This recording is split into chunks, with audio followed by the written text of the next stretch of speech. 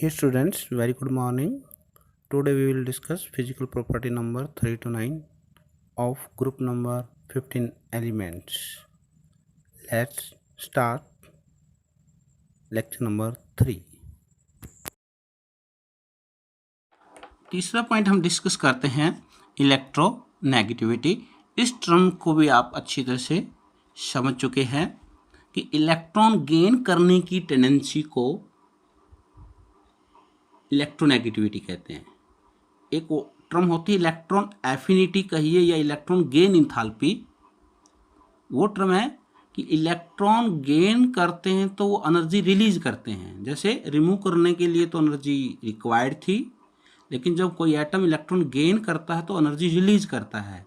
तो वो रिलीज की गई एनर्जी को हम इलेक्ट्रॉन एफिनिटी कहते हैं या फिर इलेक्ट्रॉन गेन इंथैल्पी। बट यहाँ पर वर्ड है इलेक्ट्रोनेगेटिविटी। इलेक्ट्रोनेगेटिविटी की इलेक्ट्रॉन गेन करने की टेंडेंसी। तो इलेक्ट्रॉन गेन करने की टेंडेंसी के रिगार्डिंग हम इस ग्रुप की बात करेंगे।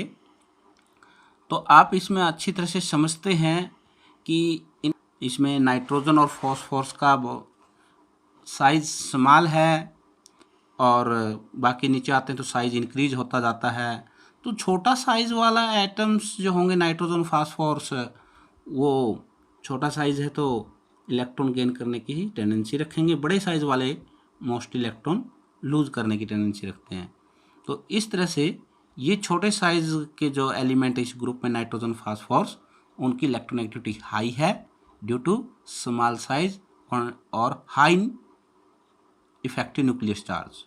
लेकिन जैसे हम ग्रुप में जाते हैं तो साइज इंक्रीजेज होता जाता है, इफेक्टिव न्यूक्लियर चार्ज डिक्रीज होता जाता है, तो इसलिए इलेक्ट्रोनेगेटिविटी नीचे आने पर डिक्रीज हो रही है। तो ये पॉइंट्स हम इसमें लिख लेते हैं इलेक्ट्रोनेगेटिविटी के regarding.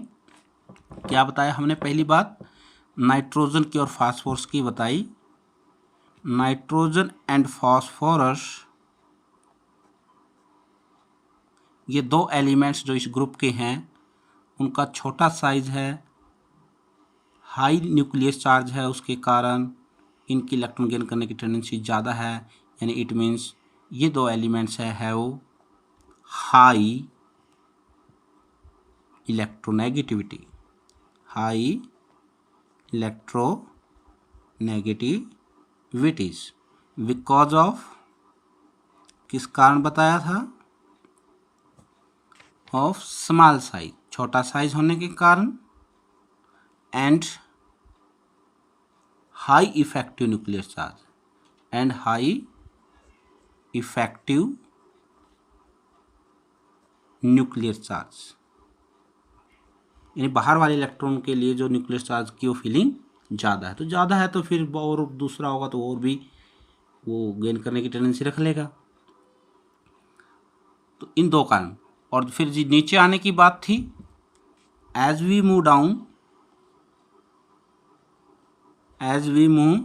Down the group,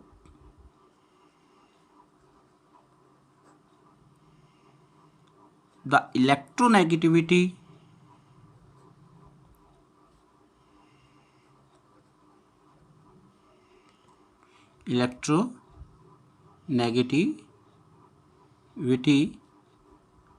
goes on decreases, वो घटती जाती है। रीज़न? बिकॉज एक तो एटम का साइज हमने देखा था नीचे आते हुए क्या हो रहा था, एटॉमिक साइज इंक्रीजेस। और एटॉमिक साइज क्यों इंक्रीज हो रहा था?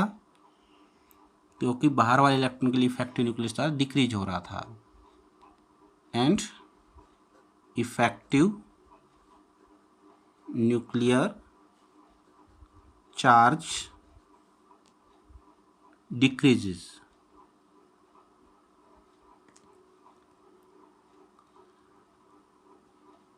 तो ये दो पॉइंट्स के कारण यहाँ पर हमने इलेक्ट्रोनेगेटिविटी की वेरिएशन भी बता दी कि वो डाउन द ग्रुप डिक्रीज हो रही है। नेक्स्ट फिजिकल प्रॉपर्टी है metallic and non metallic characters. Metallic character होता है किसी भी एटम्स की इलेक्ट्रॉन लूज करके पॉजिटिव आयन बनाने की टेंडेंसी को हम मेटेलिक करैक्टर कहते हैं, और इलेक्ट्रॉन गेन करके नेगेटिव आयन बनाने की टेंडेंसी को हम नॉन मेटेलिक करेक्टर कहते हैं। तो इस ग्रुप्स में आप अच्छी तरह से देख चुके हैं, जो पहले 3 एलिमेंट है जिसमें से मोस्टली 2 एलिमेंट्स ये नाइट्रोजन और फास्फोरस, ये तो इलेक्ट्रॉन गेन करने की टेंडेंसी रखते हैं, लूज करने की तो रखते हैं। देखो आयोनाइजेशन एंथैल्पी बहुत ज़्यादा है, इलेक्ट्रॉन लूज करवाना हो तो बहुत ज़्यादा एनर्जी देनी पड़ेगी, तो ये तो लूज करके राजी ही नहीं है, ये तो गेन करने की टेंडेंसी रखते हैं, और गेन करने की टेंडेंसी रखते हैं तो इनकी हाई इलेक्ट्रॉन एक्टिविटी जो है, तो इसलिए ये तो गेन करके नेगेटिव आयन बनाएंगे, और नेगेटिव आयन बनाएंगे इट मीन्स इनमें नॉन मेटेलिक कैरेक्टर है, ये नॉन मेटल है। नेक्स्ट जो है उनकी आयोनाइजेशन एंथैल्पी ज़्यादा कम तो नहीं है, फिर भी उनकी कंपैरिजन में कम है, तो इसलिए ये दोनों ही टेंडेंसी रखते हैं, यानी ज़्यादा एनर्जी दे देते तो गेन, ये लूज भी कर देते हैं और गेन करने की भी टेंडेंसी रखती है, यानी पॉजिटिव आयन भी बना लेते हैं और नेगेटिव आयन भी बना लेते हैं। तो इसमें मेटल के भी करैक्टर है और नॉन मेटल के, यानी इन दोनों को मेटेलॉइड की कैटेगरी में लेते हैं। और बिस्मिथ की तो काफ़ी कम है आयोनाइजेशन एंथैल्पी, यानी ये तो गेन करने की बजाय लूज करके पॉजिटिव आयन बनाना ही पसंद करता है, तो इसकी जो इसलिए प्रॉपर्टी क्या है, लूज करके पॉजिटिव आयन बनाना, यानी इसमें मेटल का गुण है, तो ये मेटेलिक करैक्टर इसके अंदर दिखाई देता है, तो ये मेटल की कैटेगरी में लेते हैं। तो ये बातें हम नोट कर लेते हैं, नाइट्रोजन फास्फोरस नॉन मेटल, ये 2 मेटलॉइड्स, और बिस्मिथ हमारा मेटल्स। तो metallic and non metallic characters में हम पहला पॉइंट हम लिखते हैं, nitrogen and phosphorus are non metal,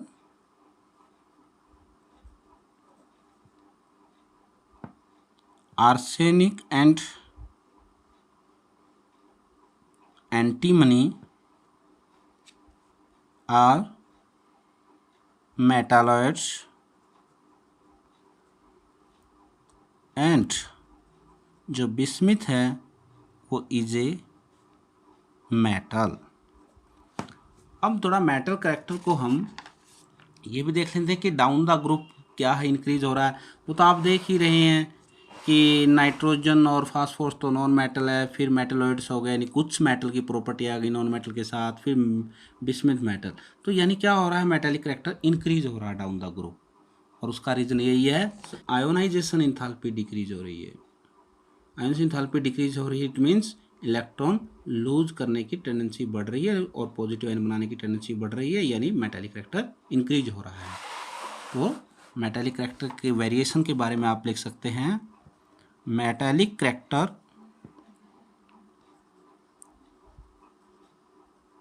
increases, वो बढ़ता है कब, डाउन द ग्रुप। रीजन आपको बताया ही है, बिकॉज आयोनाइजेशन एंथैल्पी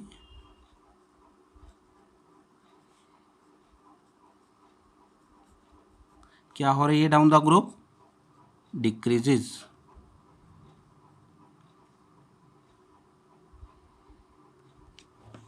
नेक्स्ट हमारी फिजिकल प्रॉपर्टी है एलोट्रोपी।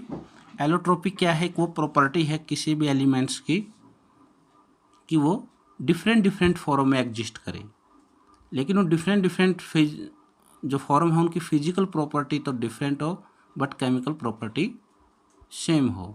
फॉर एग्जांपल मैं आपको एक एग्जांपल दे देता हूँ, जैसे कार्बन के वो कई फॉर्म में वो एग्जिस्ट करता है, जैसे कार्बन से ग्रेफाइट भी बना हुआ होता है और डायमंड भी।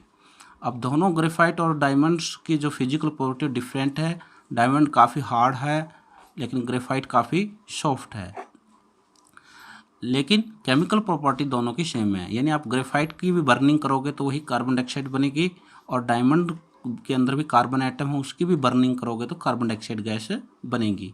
तो यानी केमिकल प्रॉपर्टी का सेम होना बट फिजिकल प्रॉपर्टी का डिफरेंट होना, किसी एलिमेंट के वो जो रूप हैं उनको ऐसा अगर उसमें प्रॉपर्टी है तो उस प्रॉपर्टी को हम क्या कहते हैं, एलोट्रोपी। एक ही रूप है। एक्सेप्ट नाइट्रोजन एंड बिस्मिथ, इन दो इस फैमिली के एलिमेंट को छोड़कर अदर जो 3 एलिमेंट है, अदर 3 एलिमेंट्स कौन से बच के, फास्फोरस, आर्सेनिक और एंटीमनी। अदर 3 जो एलिमेंट्स हैं मैं ब्रैकेट में लिख देता हूँ, आर्सेनिक, एंटीमनी और एक रह गया था फास्फोरस। ये जो 3 एलिमेंट्स हैं have many allotropic form. Allotropic form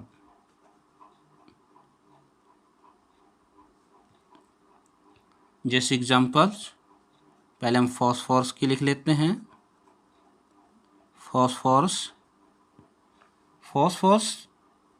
की 3 एलोट्रोपिक फॉर्म, एक तो ये white form, white phosphorus,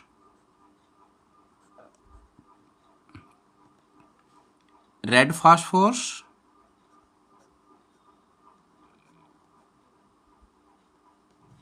and black phosphorus.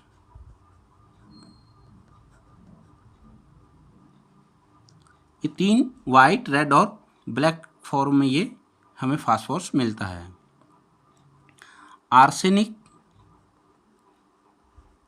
की बात करें तो ये हमें ग्रे कलर्स,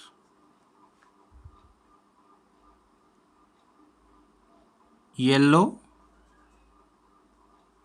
एंड ब्लैक, ये भी 3 एलोट्रोपिक फॉर्म में हमें मिलता है। और तीसरा जो एलिमेंट्स हमारा है एंटीमनी, वो येलो एंड ब्लैक फॉर्म में हमें मिलता है। इस तरह से ये 3 एलिमेंट्स आपके एलोट्रोपिक फॉर्म में पाए जाते हैं। बाकी जो 2 एलिमेंट्स हैं उनकी कोई एलोट्रोपिक फॉर्म नहीं होती। बिस्मथ की बात आया है आपकी, एक मेटल है और इसकी कोई एलोट्रोपिक फॉर्म नहीं है। ये फास्फोरस की जो 3 एलोट्रोपिक फॉर्म है वाइट, रेड और ब्लैक, वो हम इस चैप्टर में आगे डिटेल में डिस्कस करेंगे। 6 जो हमारी फिजिकल प्रॉपर्टी है कैटिनेशन, और कैटिनेशन जो टर्म है यानी वर्ड्स है उससे आप ऑलरेडी परिचित हैं। कैटिनेशन वो प्रॉपर्टी है किसी एलिमेंट की जिसके कारण उस एलिमेंट के एटम एक दूसरे से जुड़कर एक लॉन्ग चेन बना लेते हैं, उस प्रॉपर्टी को हम कैटिनेशन कहते हैं। और इस नाइट्रोजन फैमिली में नाइट्रोजन, फास्फोरस, ये 2 ही एलिमेंट ऐसे हैं जो कैटिनेशन प्रॉपर्टी रखते हैं, और इनमें भी फास्फोरस की कैटिनेशन प्रॉपर्टी ज़्यादा है। यानी 500 एलिमेंट्स जो नाइट्रोजन फैमिली के उनमें फास्फोरस की सबसे ज़्यादा है। रीज़न यही है, फास्फोरस का एक प्रॉपर साइज है, ना बहुत छोटा है और ना बहुत बड़ा है। और फास्फोरस जो खुद अपने साथ है, फास्फोरस के साथ ही बॉन्ड बनाता है तो वो बॉन्ड भी स्ट्रॉन्ग बनता है, इसलिए वो लॉन्ग चेन बना लेता है, यानी उसमें कैटिनेशन प्रॉपर्टी हाई है। तो ये बात भी हम नोट कर लेते हैं। अमंग नाइट्रोजन फैमिली के जो 5 एलिमेंट्स हैं उनके बीच में phosphorus has maximum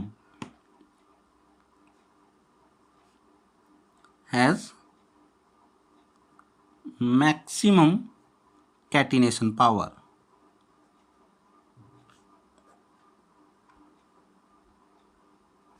Because of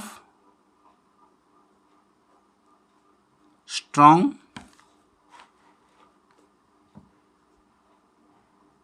phosphorus bond, phosphorus और फास्फोरस के बीच स्ट्रॉन्ग बॉन्ड बनने के कारण इसकी कैटिनेशन पावर ज़्यादा ही नहीं, लॉन्ग चेन बना लेता है। लेकिन जो नाइट्रोजन है वो भी कैटिनेशन प्रॉपर्टी रखता है, लेकिन वो ज़्यादा नहीं रखता, उसमें केवल 3 एलिमेंट ही नाइट्रोजन के आपस में जुड़ जाते हैं। लेकिन फास्फोरस का तो जो मॉलिक्यूल्स होता है P4, उसी में उसके 4 एटम एक दूसरे से जुड़े होते हैं। तो नाइट्रोजन की जो मैक्सिमम जो कैटिनेशन पावर हो 3 एटम्स तक की है। Nitrogen can form N3 negative, जिसे हम अजाइड फॉर्म भी कहते हैं। ये भी आप थोड़ा नेम याद रखिए, अजाइड फॉर्म N3 नेगेटिव। तो यानी 3 एटम ही एक दूसरे से बॉन्डेड हो सकते हैं। लेकिन फास्फोरस में तो P4 जो एक मोल फास्फोरस जो एग्जिस्ट करता है वो P4 फॉर्म में करता है, यानी 4 एटम्स उसके एक दूसरे से बॉन्डेड होते हैं। तो nitrogen can form azide form in which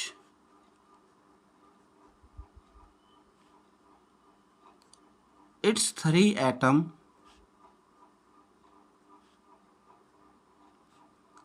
are linked together, जिसमें वो एक दूसरे से 3 एटम्स उसमें जुड़े हुए हैं।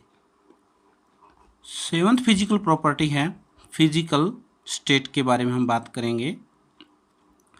फिजिकल स्टेट में इन नाइट्रोजन फैमिली के केवल नाइट्रोजन एलिमेंट ऐसा है जो गैसीय स्टेट फॉर्म में एग्जिस्ट करता है एट रूम टेम्परेचर। तो nitrogen is a gas at room temperature, और वो किस फॉर्म में होता है जब रूम नाइट्रोजन N2 फॉर्म में, and form discrete N2 molecule, यानी नाइट्रोजन से खुद बॉन्ड बनाकर नाइट्रोजन एटम के साथ खुद बॉन्ड बनाकर N2 फॉर्म में यानी मॉलिक्यूल फॉर्म में वो रहता है एट रूम टेम्परेचर, जो उसकी स्टेट क्या होती है, गैस। जबकि whereas all other element, इस फैमिली के बाकी जो एलिमेंट है are solid at room temperature, solid at room temperature.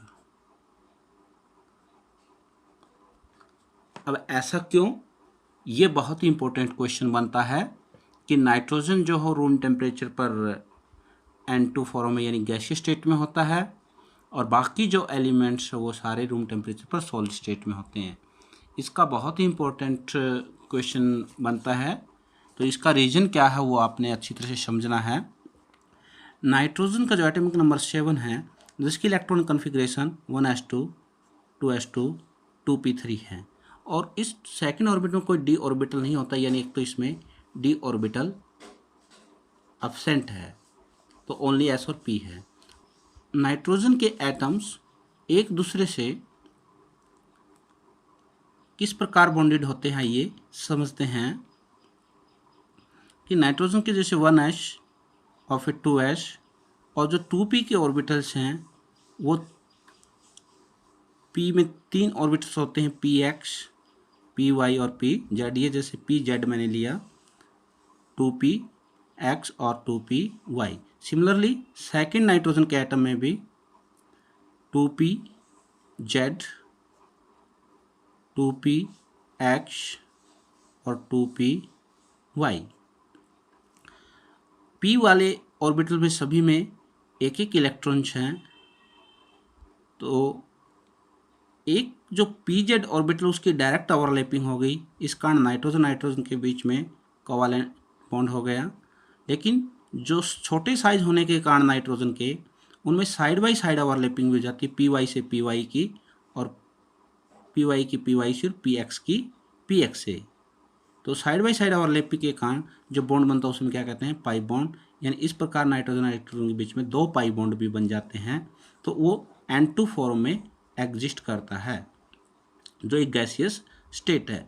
लेकिन बाकी के जो अदर एलिमेंट है, फास्फोरस है, जैसे उसमें उसका 50 नंबर, उसकी electron configuration 1s2 2s2 2p6 3s2 3p3 और 3d जो है वो एम्प्टी है। d ऑर्बिटल एम्प्टी होने के कारण और इसका साइज बड़ा होने के कारण, क्योंकि 3 सेल हो गए, फास्फोरस इस प्रकार पाई पाई बॉन्ड नहीं बना पाता, ना ही इससे अगले आर्सेनिक, एंटीमनी और बिस्मुथ वो पाई पाई बॉन्ड बना पाते।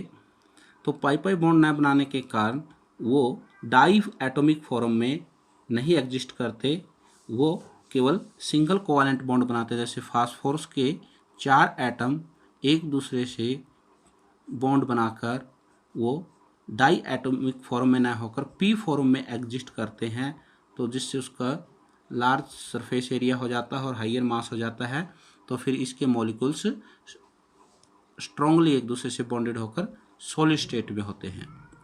यानी इस प्रकार नाइट्रोजन के अंदर एक जो विशेष जो प्रॉपर्टी वो ये है, डी ऑर्बिटल का एब्सेंट होना, और जिसके कारण उसका साइज छोटा होना, और साइज छोटा होने के कारण वो आपस में पाई पाई बॉन्ड बनाने की एबिलिटी होना, और जिससे वो डाई एटॉमिक फॉर्म में एग्जिस्ट करके गैसीय स्टेट में होता है। बाकी के अंदर ऐसी ये प्रॉपर्टीज नहीं होती जिसके कारण वो सॉलिड स्टेट में होते हैं।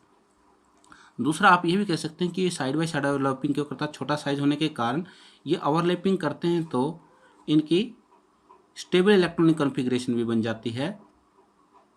कैसे कि पहले इसके P3 थे, लेकिन जैसे PX1, PY1, PZ1, लेकिन साइड बाई साइड ओवरलैपिंग कारण उनकी कॉन्फ़िगरेशन भी स्टेबल हो जाती है, यानी उनका ऑर्बिटल फिलअप हो जाता है। आइए ये बातें हम लिख लेते हैं। N2 is a gas because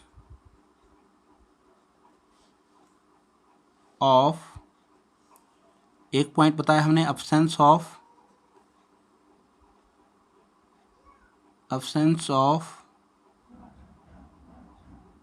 vacant d orbital,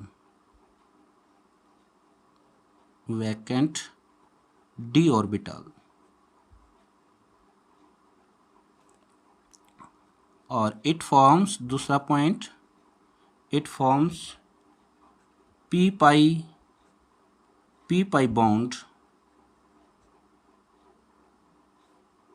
due to its small size,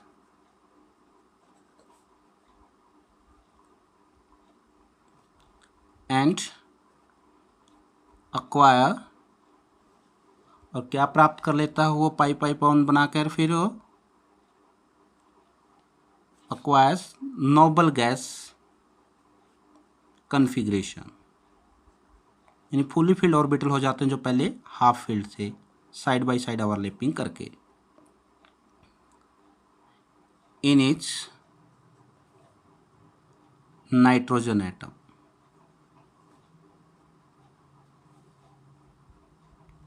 जबकि बाकी में ऐसा नहीं होता। ऑन द कंट्रेरी,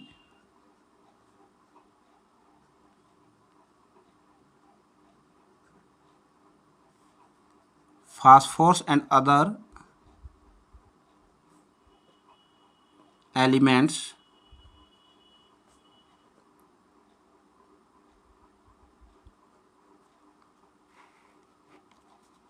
have, बाकी सभी के पास क्या है, वैकेंट डी ऑर्बिटल्स, एक तो सभी के पास डी ऑर्बिटल्स हैं, एंड लार्ज साइज, और सभी का लार्ज साइज है, बड़ा साइज है। So they can not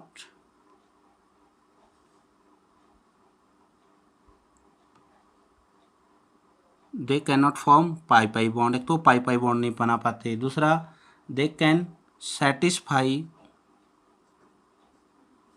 there valency, वो जो अपनी वैलेंसी है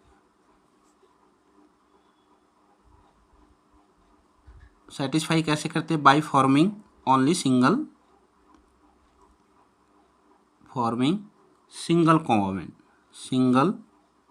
कोवेलेंट बॉन्ड बनाकर ही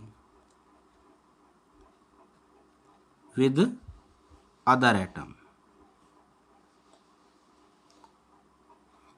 जैसे एंड फॉर्म, जैसे फास्फोरस क्या बनाता है, P4, आर्सेनिक भी क्या बनाता है, AS4, और एंटीमनी भी क्या बनाता है, Sb4 मॉलिक्यूल्स।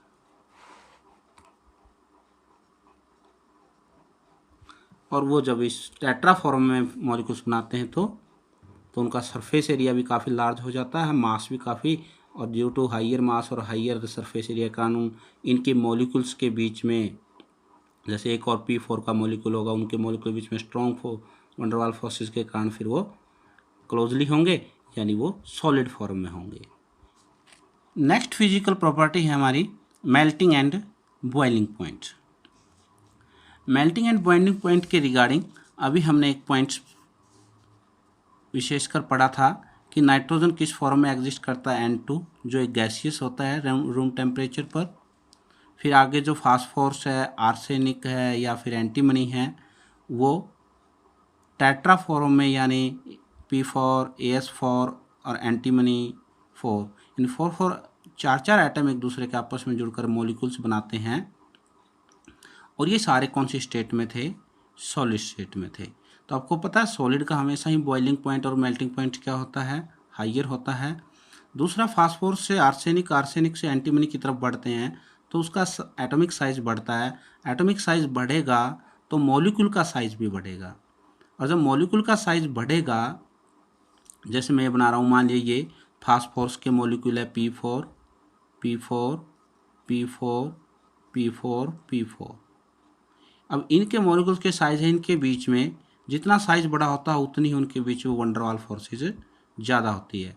और वंडरवाल फोर्सेज ज़्यादा होगी तो ये क्लोजली होंगे, और क्लोजली होंगे तो ये आपका किस स्टेट में होगा? सॉलिड स्टेट में। लेकिन आर्सेनिक एंटीमनी की बात करें तो इनका साइज बढ़ता जाता है। अब मैं ये एंटीमनी के बना रहा हूँ, Sb4 मॉलिक्यूल है ये, जो मैं स्फेयर से दिखा रहा हूँ। तो अब इनका साइज बड़ा है, तो साइज बड़ा है तो इनके बीच में वंडरवाल फोर्सिंग भी ज़्यादा है। वंडरवाल फोर्सेस ज़्यादा है तो इनके क्लोजली आएंगे ये, और क्लोजली आएंगे तो ये थोड़ा और हार्ड बनेगा, और हार्ड बनेगा तो इसका मेल्टिंग पॉइंट या बॉइलिंग पॉइंट फास्फोरस से ज़्यादा होगा। लेकिन नाइट्रोजन तो आपको गैस है, इसका सबसे कम होगा। यानी हम डाउन द ग्रुप क्या देख रहे हैं? Melting point and boiling point क्या हो रहा है? इंक्रीज हो रहा है। एक पॉइंट तो हमने यहाँ से नोट कर लिया।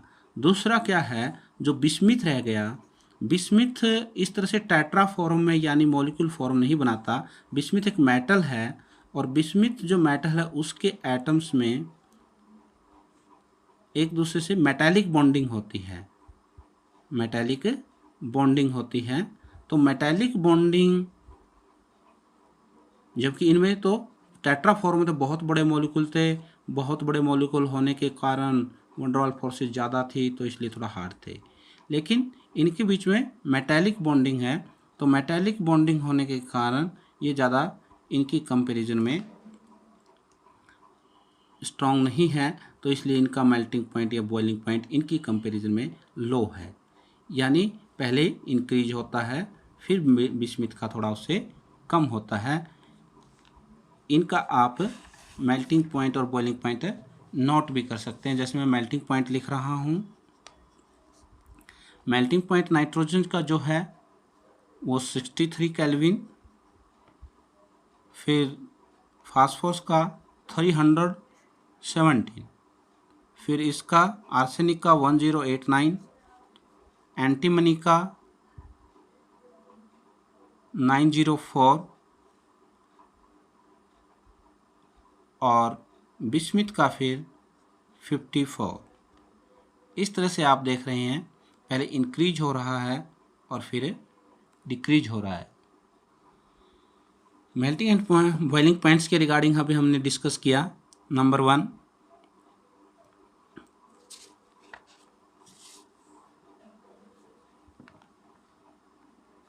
कि melting and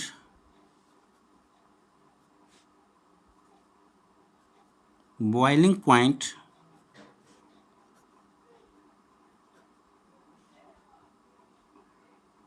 increases from nitrogen to arsenic. Arsenic तक तो बढ़ता है, and then decreases up to bismuth, फिर बिस्मिथ तक ये घटता है। दूसरी बात, नाइट्रोजन का सबसे कम क्यों है? N2 has the smallest size. सबसे क्या था इसका? छोटा साइज था, एंड इज ए गैस। और एक ये क्या है, गैस है। But as we move down the group, जैसे लेकिन हम ग्रुप के नीचे की तरफ जाते हैं,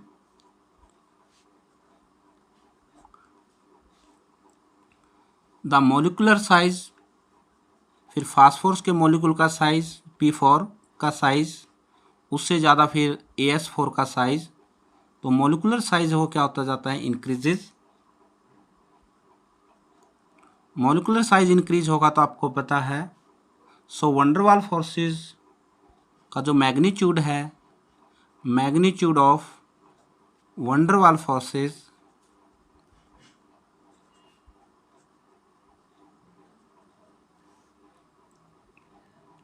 ऑफ अट्रैक्शन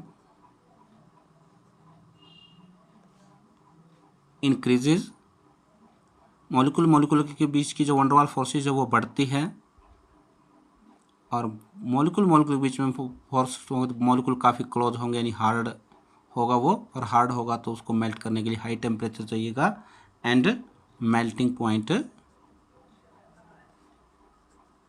आल्सो फिर क्या है, increases.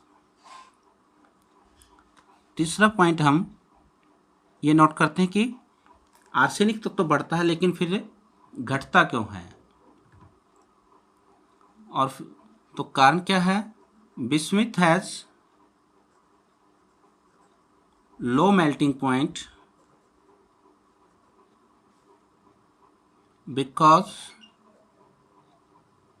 because it has weak metallic bonding। जो मेटालिक बॉन्डिंग है वो क्या है, वीक है, इसके कारण उसका लो मेल्टिंग पॉइंट है। फिजिकल प्रॉपर्टी ऑफ ग्रुप 15 में लास्ट पॉइंट हमारा डेंसिटी। डेंसिटी आप ऑलरेडी परिचित है, डेंसिटी का फॉर्मूला होता है मास अपॉन वॉल्यूम। अगर मास ज़्यादा होगा कंपैरिजन टू वॉल्यूम तो फिर डेंसिटी हाई होगी। अब यहाँ नाइट्रोजन, फास्फोरस, आर्सेनिक, एंटीमनी और बिस्मिथ की बात करें तो नाइट्रोजन से फास्फोरस का मास ज़्यादा, उससे उसका, तो मास क्या हो रहा है, इंक्रीज, लेकिन साइज भी इंक्रीज होने से वॉल्यूम भी इंक्रीज हो रहा है, लेकिन मास ज़्यादा इंक्रीज हो रहा है एज कंपेयर टू वॉल्यूम। तो मास की वैल्यू ज़्यादा होती जाएगी एज कंपेयर टू वॉल्यूम, तो फिर डेंसिटी इंक्रीज होती जाएगी। यानी ये एक ही लाइन में इसका आंसर है डेंसिटी के regarding. Dear density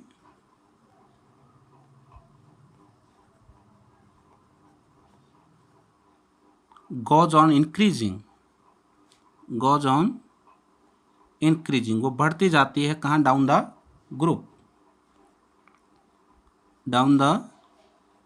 group, reason क्या बताया, because of increase in mass per unit volume के जो कंपैरिजन में जो मास है वो ज़्यादा इंक्रीज होता जाता है, तो फिर मास पर यूनिट वॉल्यूम बढ़ता जाता है। तो ये 9 पॉइंट्स थे हमारे physical properties of group number 15, यानी physical property of nitrogen family के रिगार्डिंग।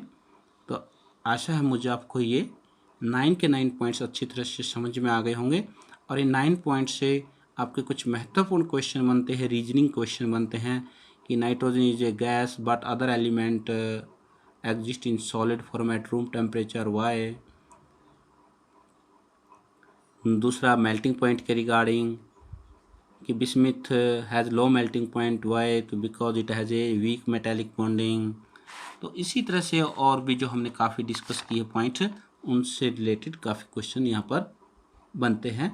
तो ज़रूर आप इन जितने भी हमने इस फिजिकल प्रॉपर्टी के रिगार्डिंग रीजन दिए हैं उनको अच्छी तरह से समझते हुए याद करिए।